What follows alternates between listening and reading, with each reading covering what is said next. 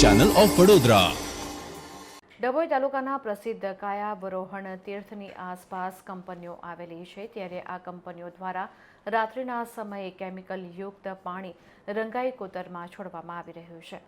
ડભોઈ તાલુકામાં આવેલા પ્રસિદ્ધ તીર્થધામ કાયાવરોહણના મુનિ આશ્રમની આસપાસ તેમજ મેનપુરા ગામની સીમમાં આવેલ કંપનીઓ દ્વારા પ્રદૂષિત કેમિકલ પાણી રંગાઈ નદીમાં રાત્રે છોડવામાં આવતા મંદિરમાં આવતા શ્રદ્ધાળુ અને સ્થાનિક રહીશો ઉપરાંત યોગ સાધકો ભારે મુશ્કેલીમાં મુકાયા છે। પરિણામે રહીશોમાં ભારે નારાજગી વ્યાપી છે।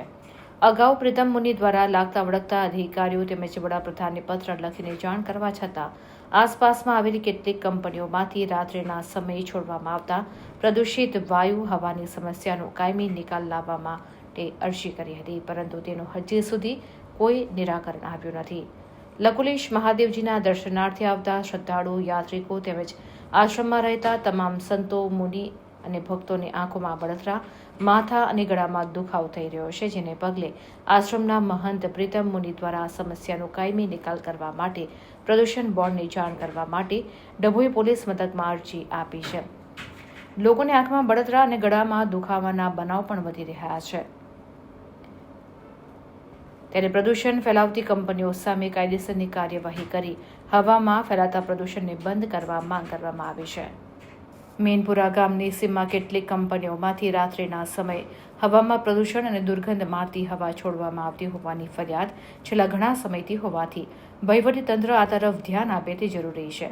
પ્રજાના સ્વાસ્થ્યને નુકસાન પહોંચી રહ્યું છે, ત્યારે છેલ્લા કેટલાક સમયથી આ કંપનીઓમાંથી વચૂટથી પ્રદૂષિત હવાથી માથું ફાટી જાય છે, ત્યારે વહેલી તકે વહીવટીતંત્ર આનો નિકાલ લાવે તેવી લોક માંગ ઉઠી છે। ઓમ જય ભગવાન। અમે અત્યારે વડોદરા જિલ્લાના ડભોઈ તાલુકાના કાયાવરોહણ ગામની સીમમાં લકુલીશધામ આશ્રમ નજીક મેનપુરા ગામની સીમમાં આવેલી આ પોલીપ્લાસ્ટ કંપનીની પાસે ઊભા છીએ અને અમે થોડા વખત પહેલાં જ પીએમઓમાં અરજી કરી હતી, ફરિયાદ નોંધાવી હતી, સીએમઓમાં પણ ફરિયાદ નોંધાવી હતી, વડોદરા પોલ્યુશન કંટ્રોલ બોર્ડના ડાયરેક્ટરને પણ જાણ કરી હતી અને તેમને પણ પોલીપ્લાસ્ટ કંપની નોટિસ આપી હતી।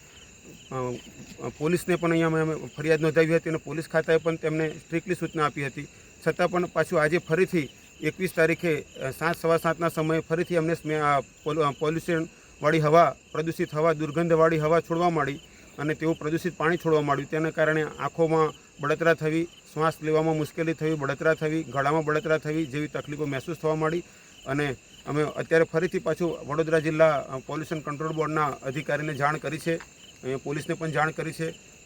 આ બધા ગુજરાત સરકાર, પોલ્યુશન કંટ્રોલ બોર્ડ, પોલીસ વિભાગ બધા સાથે મળી અને અમારી આ લકુલીશધામ આશ્રમવાસીઓ, આ ગુરુકુળના બાળકો આ બધાને પોલ્યુશનને કારણે થતી આ ત્રાસથી, હાનિથી મુક્તિ અપાવે તેના માટે બધાને અપીલ છે।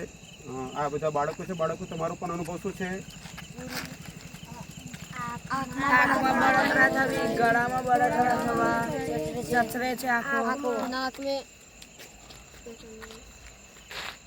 અત્યારે અહીંયા આ આશ્રમના સાધુઓ પણ છે, આત્મીયજનો છે, બાળકો છે, બધા અહીંયા સ્થળ ઉપર છીએ જ્યાં આગળ આ કંપની દ્વારા પ્રદૂષિત વાયુ છોડવામાં અને પ્રદૂષિત પાણી છોડવામાં આવે છે।